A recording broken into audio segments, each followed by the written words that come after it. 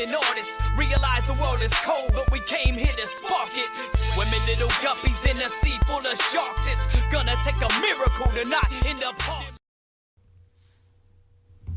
Hello, and welcome to another episode of Inside the Six with Ian and Thomas. Hello. It looks like this is going to be our normal schedule from right now. For right now. Goodness, I can't talk. Due to my school schedule, instead of going live at 6 like we used to, we're going to be going live at 5:30. This is unfortunately the only time that we can kind of squeeze this in. Works for me. Uh-oh. But, as you probably saw by the title of this episode, it was a wild week.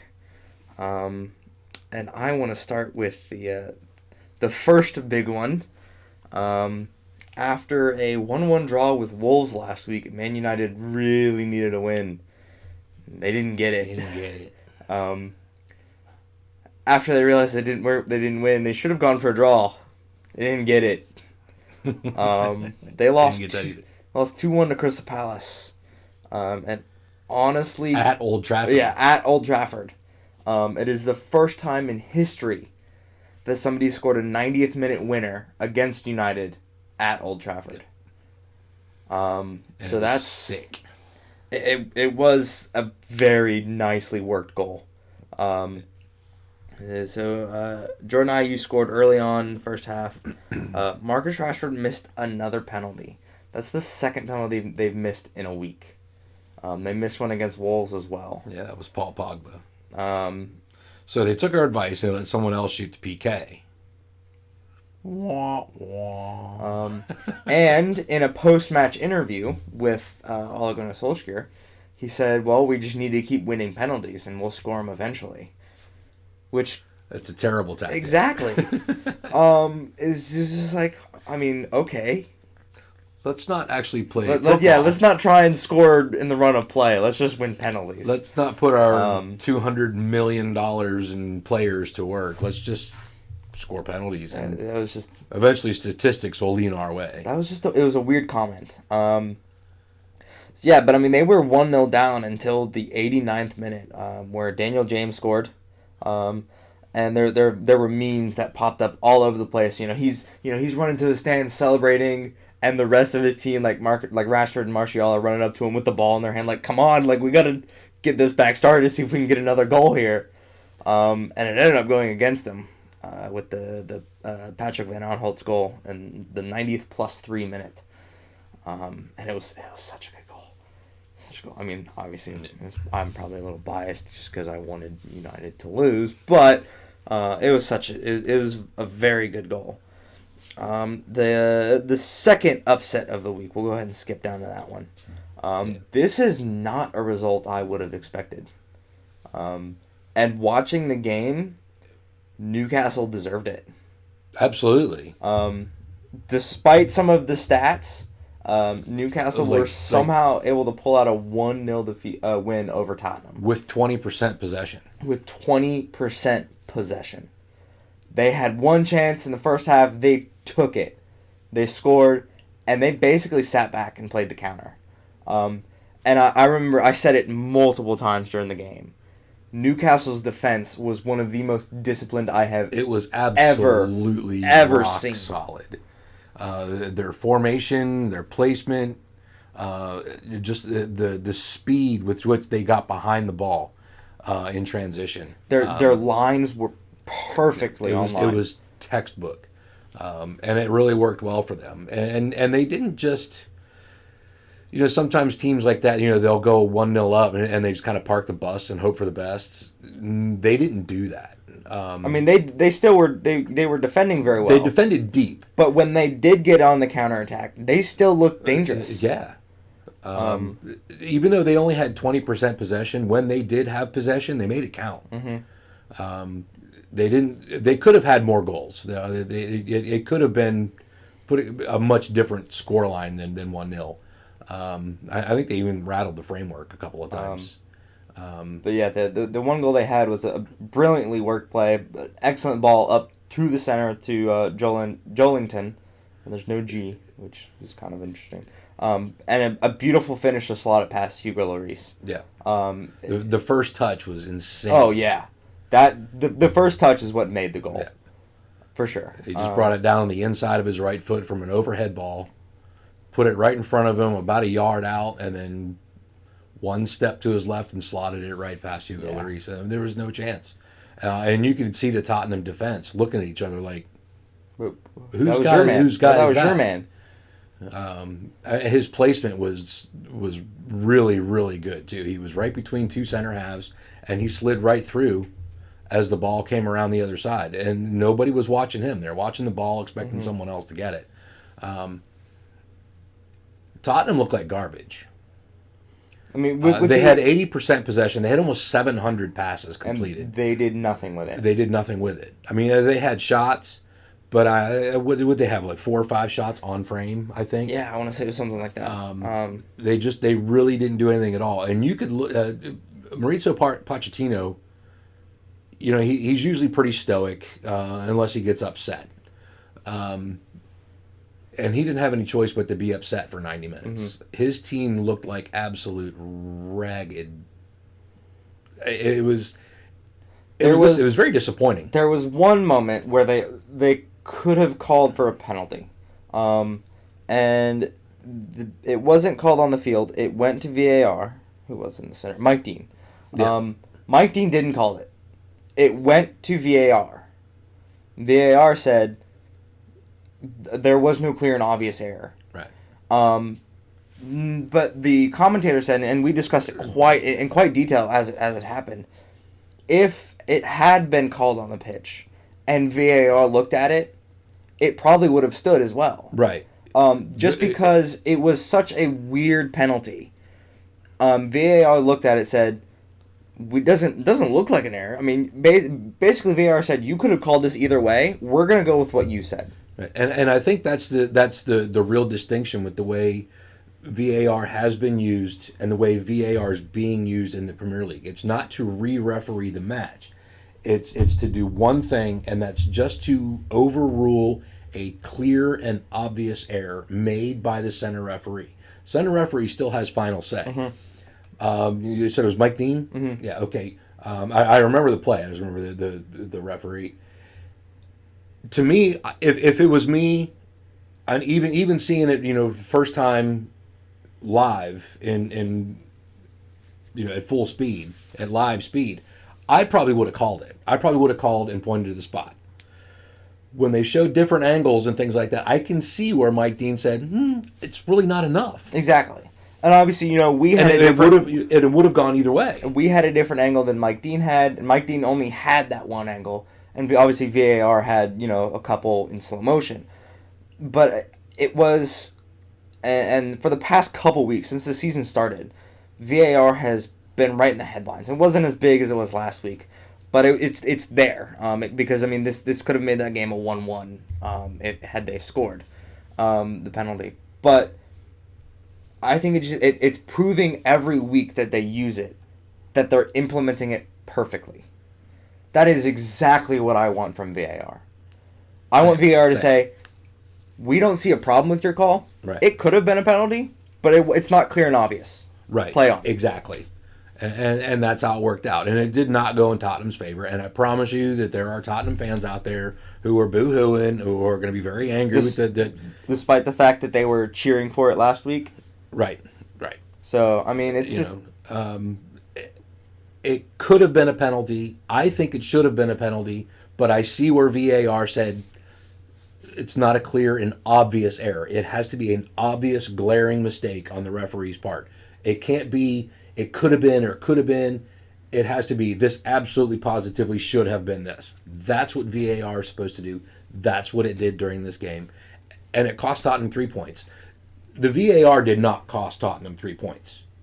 Tottenham cost Tottenham 3 points. Oh, yeah, for sure. Like I said, 700 complete passes. They are in double digits on shots. 17 total shots. 17 shots, and I think 3-4 on frame at the most. Actually, so, yeah, it was 2. I believe it was 2 on frame. Okay. So, I mean, that makes it even worse. They just did not look like a top-tier team. They did not look like one of the big six at all. They looked terrible. The passing was fine. There's no creativity. There's no spark. And even the commentators during the game, Christian Eriksen came on late in the second half, about the 60th minute, something like that. And one of the first things, I think it was Lee Dixon, said, well, you're going to see some sparks now. And we didn't. Yeah. Even Christian Eriksen. I mean, and I get it. I mean, these are top level athletes. Well, and I think that everybody has, can have a bad day. I think that has to do with Steve Bruce. So Steve Bruce is the new head coach of Newcastle, and his defensive strategy, it's a siege mentality. What they call a siege mentality. They implemented it perfectly. They shut down Harry Kane in the box. They shut down Heung-min Son outside the box. They shut down Christian Eriksen when he came on. They shut down Eric Lamela. I mean, they shut down everybody. I don't think Lamela came on. Yeah, he was on. Was he? Okay. Yeah, he started. I mean, that's the thing, is I totally forgot he was on the pitch. He was nowhere to be found. He didn't have a terrible game, but he got shut down. I mean, Newcastle was all over him. They were all over Harry Kane. They were all over Christian Eriksen. They were all over Heung-min Son.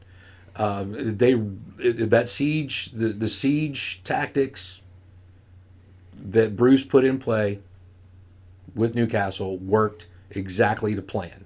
That's a huge 3 points for Newcastle. Mm-hmm.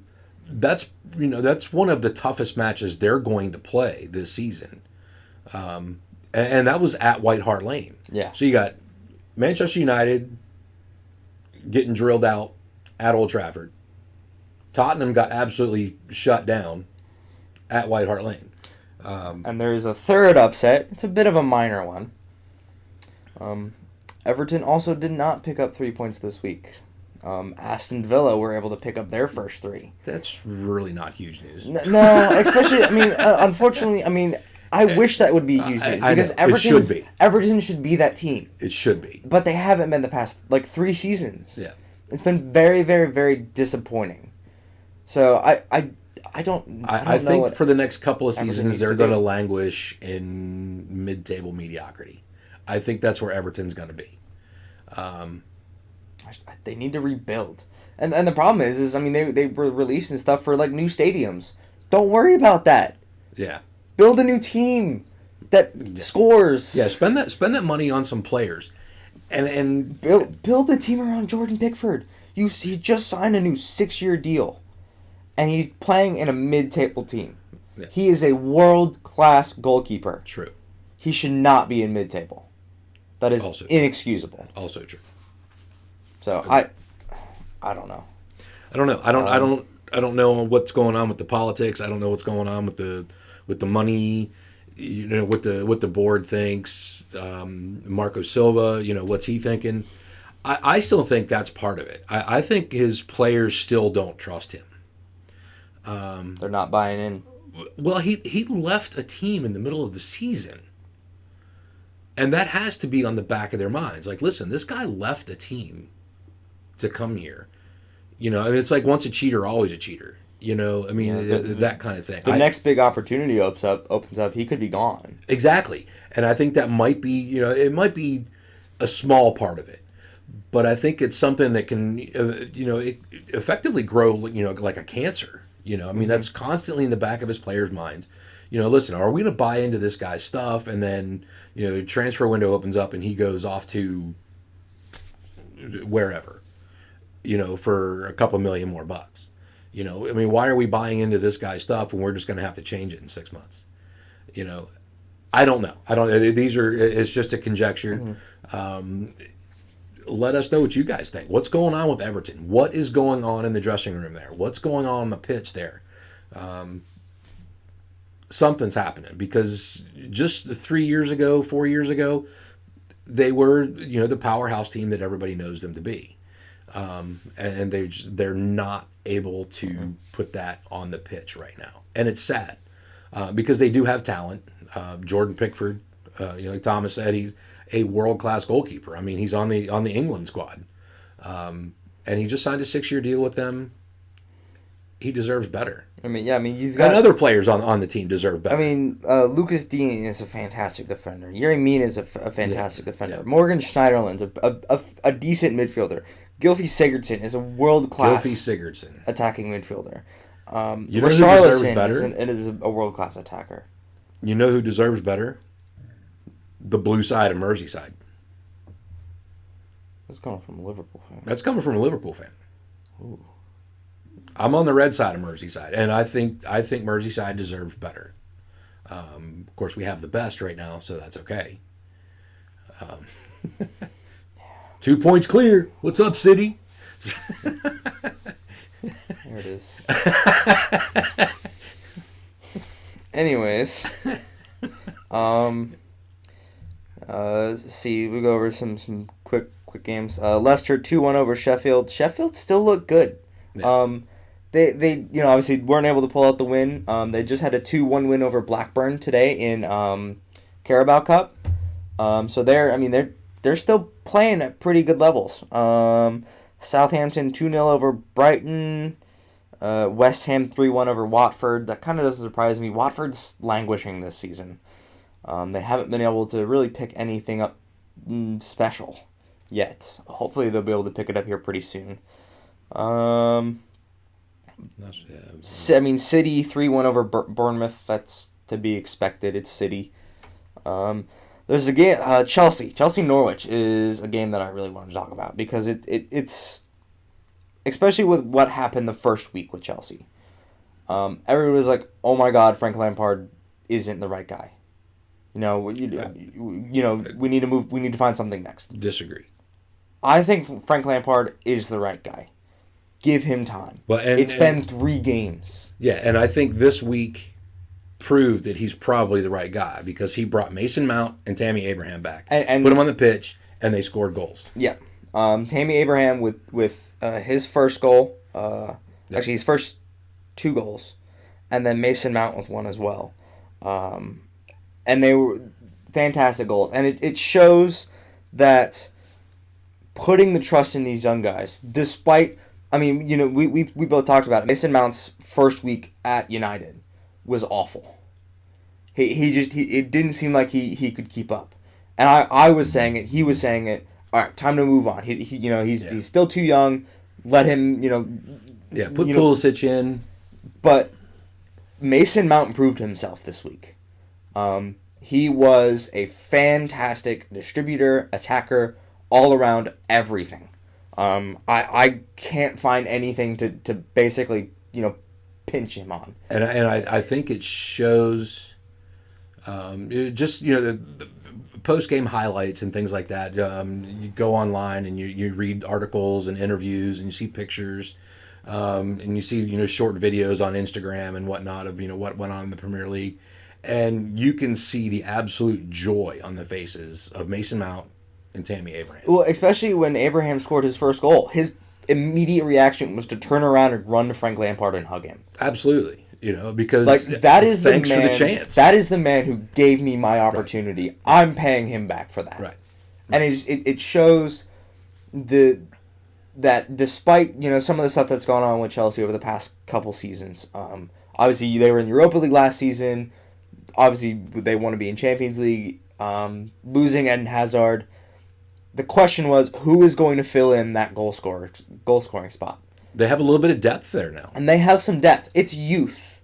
Right. It's young, which means if they can keep it, it's there for a while. Right. It's a team that's being built. It's going to be a legacy so that they can stay at the top for a long time. And not only that, but you've got Christian Pulisic had an assist. Mateo Kovacic, who was made a permanent signing this summer, had an assist. Azpilicueta had an assist. It's one of those things that they're still kind of rebuilding a little bit. They're still picking up some of the pieces, putting it back together, and I think they've got a couple more pieces left before the puzzle's finished. And they're going to be a very scary team for the rest of the season. I'm very excited for that. You probably should be. But just not to discount anything from Norwich, it was the Timu Pukki show. He had both goals for Norwich. This guy is already a prolific goal scorer. He's got 5 in 3 games. He's on par with Raheem Sterling right now. How long do you think he stays at Norwich? Think he makes it to the end of the season? That is an interesting question. Do you think he goes somewhere in the January transfer window? Do you think he says, hey, this team gave me a shot. I'm here. I'm going to be a Canary? I don't know. Yeah. I think if he can keep it up, I think he's going to get a lot of offers. I mean, every time he scores a goal, his value increases. I mean, But his stock goes up every time. It all depends on whether or not he wants to go. Yeah. Unfortunately, we can't read his mind. So we'll have to wait and see. So listen, Pookie, if you're watching, let us know what's up, man. Please, that'd be really cool. That'd be really cool. Really cool. And then there's 2 more games. Liverpool being Liverpool. Top 6 team, the rest of the table team, doesn't matter to them. They're going to score goals. They're going to win the game. And honestly, against Arsenal, it didn't seem like a struggle.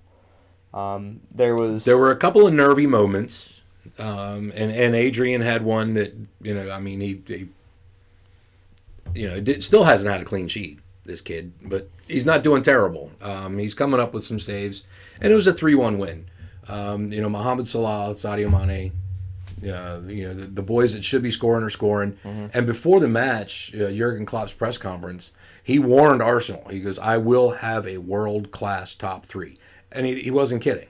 I mean, when you bring, Mohamed Salah, Sadio Mane, Bobby Firmino, something's going to happen. Yep. I mean, these guys are all healthy. They're having fun. They're enjoying themselves. Goals are going to be scored. I think that was the biggest problem they had towards the end of last season.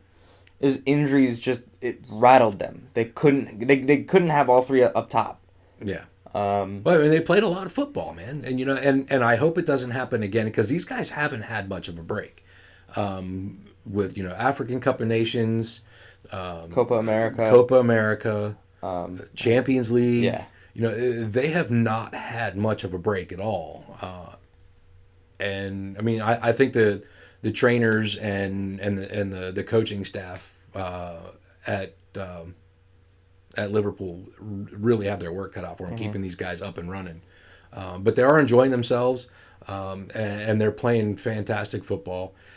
Like I said, a few edgy moments during the match, but you could see Arsenal's shoulders just kind of slump a little bit. As time went on in the match, you could see their shoulders just kind of slump a little bit. It's almost like they'd given up. I don't know what Unai Emery has, to pump his guys up because he has a good squad. Mm-hmm. I think he's got to teach his players better self-talk during the match, because there were even a few times where Arsenal players were kind of at each other. And I understand how that happens. That happens even when a team's working well, but it's so destructive when you're not playing well. There was one stat that was very, very, very unfortunate for Liverpool. After 50 Premier League games, Virgil van Dijk has officially been dribbled past. That is one hell of a record. True. 50, that's over a season. And it was done by Nicolas Pepe. And it was almost just passing by. I mean, Virgil van Dijk just kind of stopped the ball and it slipped through. It was an accident. It was a mistake. It happens. It wasn't like he got caught sleeping. It was just one of those things. He put his foot in for the tackle. The ball slowed down. Pepe pounced on it a little faster. Now, how many more games until he gets dribbled past again? 50. You're not going with 51? It could be 51. He's the kind of guy. I mean, when you watch him, it's almost terrifying how calm he is. I mean, he's just got that personality where he just doesn't get rattled. And I think he's the kind of player who, okay, I went 50 matches, nobody dribbled past me. This guy got past me. Fluke's not fair because Pepe had the skill to do it. Now I get better. Yeah, and he uses that as a launch pad to make it to 51 matches before. It's not something that I think is going to be on his mind for a long time. I mean, that's something that Virgil's probably over with already. He's like, yeah, it happened. It's not going to happen again. He just seems like he's got that kind of player mentality where there was the slip, we learn from it, and we get stronger. And I think that's what's going to happen. I mean, I don't see any signs of a chink in the armor or anything like that. Yeah. One last game. Wolves 1-1 with Burnley. They pulled out a late penalty to draw it. But with some good news with the Wolves, they are on to the next round of Europa League. They're still trucking along with that, and they're doing very well. I don't remember what the score is, but they played Torino, an Italian side. So they're working it. See, so last week we didn't go over like 3 teams like we usually do with the new season, like we said we would. So this week we're going to go over Newcastle, Bournemouth, and Burnley. Starting with Newcastle, they brought in quite a bit. They brought in Joelinton, who obviously scored the goal for them this week against Tottenham. They brought in Saint Maximin from Nice. They brought in Andy Carroll from West Ham. See how much he rides the bench this season. They did lose Ayoze Perez to Leicester. And they lost Kennedy back to Chelsea. I don't know. I mean, it's a fairly simple transfer window. And we've seen their defensive tactics are pretty strong when implemented correctly. I think they're going to have a pretty good season this year. I think so. I think they could definitely fight for top 10. And I think after a huge win this week, when they play Leicester next, I think after beating Tottenham on their home turf, I think they could go back to Newcastle on Trent, have Leicester City come in, and probably do some damage. And if they can keep that momentum, that mindset going, hey, listen, we toppled a giant last week, and not that Leicester's any team to be trifled with. I mean, they were champions just a few seasons ago. They've not played to that level since then, but they're still not a team to be trifled with. And Newcastle have a record of being a team to be trifled with.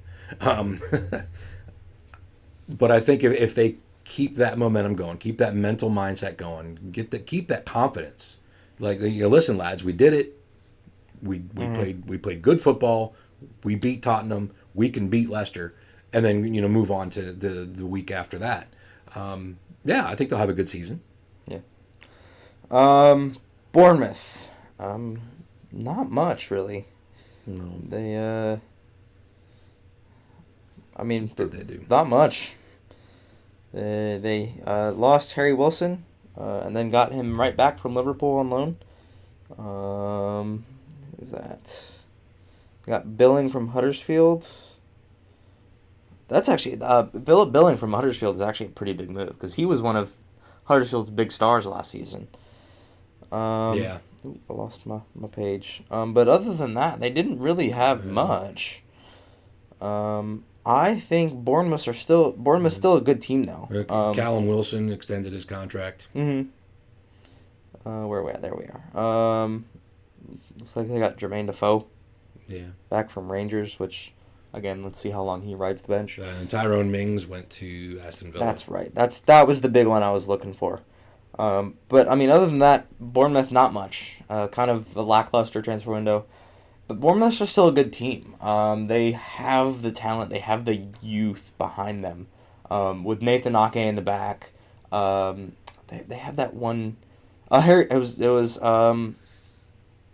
was Wilson, who scored the amazing free kick this week against City. So yeah. I think they can challenge for top 10 again this season, for sure. I think there's going to be a lot of teams. Obviously, as we move forward on the season, we'll be able to see how they actually play. But there's a lot of teams who can definitely fight for top 10 this year, who's not usually there. And Burnley, they got Danny Drinkwater on loan from Chelsea. They lost Tom Heaton. They did get in Eric Peters from Stoke. They lost Peter Crouch. Peter Crouch officially retired. Again, kind of a lackluster transfer window.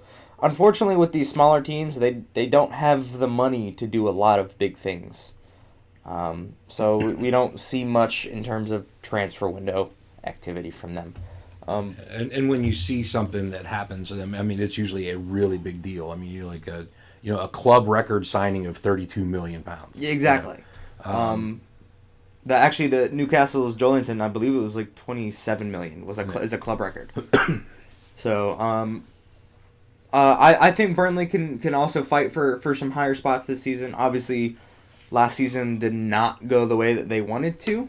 With being in Europa League, dropping out of that immediately, and then having to fight out of the relegation zone consistently. I think being out of the Europa League actually helped them in that fight, though. Yeah, for sure. I think that would have, staying in Europa, excuse me, would have been maybe catastrophic to their relegation battle. Yeah. Excuse No me. coughing on camera. Well, too bad. But I think that's all I have. That is all I have. I have not much more to share other than thanks. All right, you want to take us out? Yep. It's Inside the Six with Ian and Thomas. Thanks for watching. We really enjoy it. We hope you guys do when you watch it. Leave us comments. Check out the T-shirt shop. Check out the links down there. Hit the bell so you get notifications. We typically go live, but the episodes are still there even after. So you can watch them and share them with your friends. Speaking of friends, our good friend Macrophonic MC, big shout out for him. He lets us use the intro music, and the outro music is done by him. He's a good friend of ours. He's a very talented artist. Check out those links there. And shout out to Thomas, who does all the production work and everything. And we hope to see you guys next time on Inside the Six. Thanks. Thanks, guys. Dear Mr. A&R, we all struggling artists. Realize the world is cold, but we came here to spark it. Swimming little guppies in a sea full of sharks. It's gonna take a miracle to not end up.